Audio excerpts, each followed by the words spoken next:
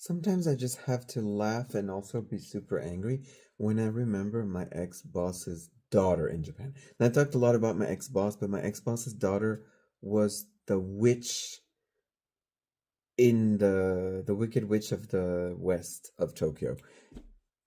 Let me just tell you two things she said. My coworker was Hungarian, but she said, he's not a real Hungarian because he's blonde. Hungarians have black hair.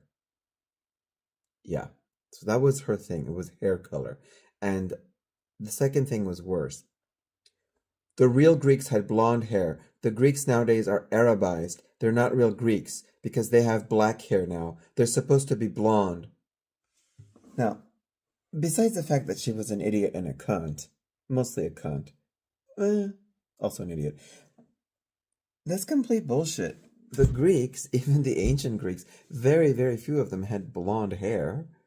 They usually had dark brown or black hair. They often colored their hair blonde. They bleached their hair. But other than in mythology, blonde hair was extremely rare at the time, as it is now. Although obviously there have been, like, what are the Greeks? Like, does she even know what she's talking about? Modern Greece is tiny. Ancient Greece was a giant empire of the seas. It included people from all around the Mediterranean who probably had hair colors of all different colors, including Alexander the Great, who was Macedonian Greek but had reddish blonde hair. And Hungarians don't have blonde hair? Bitch, have you been to fucking Hungary? Hungary used to be part of the Austro-Hungarian Empire. So it was Germanic and Hungarian. I was going to say Slavic, but Hungarians are not really Slavic. Sort of not. The people who live in Hungary are of mostly Slavic origin, and obviously can be blonde or redhead or black-haired.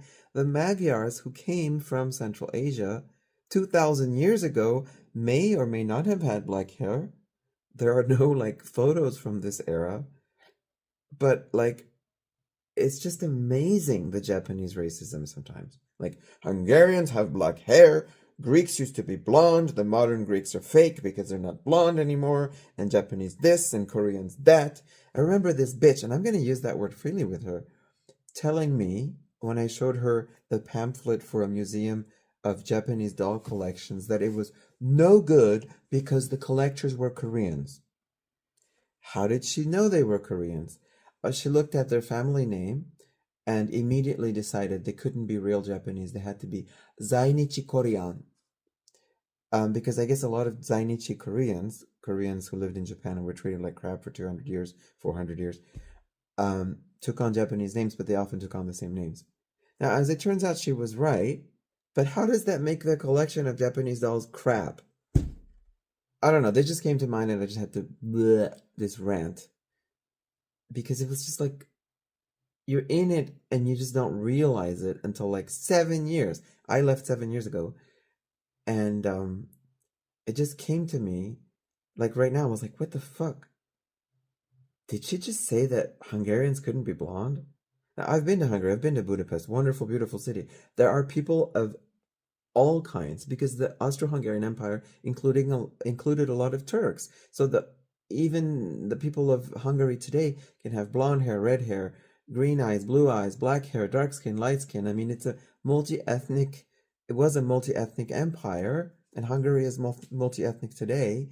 And as for the Greeks, like I've been to Greece as well, you see all kinds of hair color. Yeah, blonde hair is not that prominent, but it never was historically either.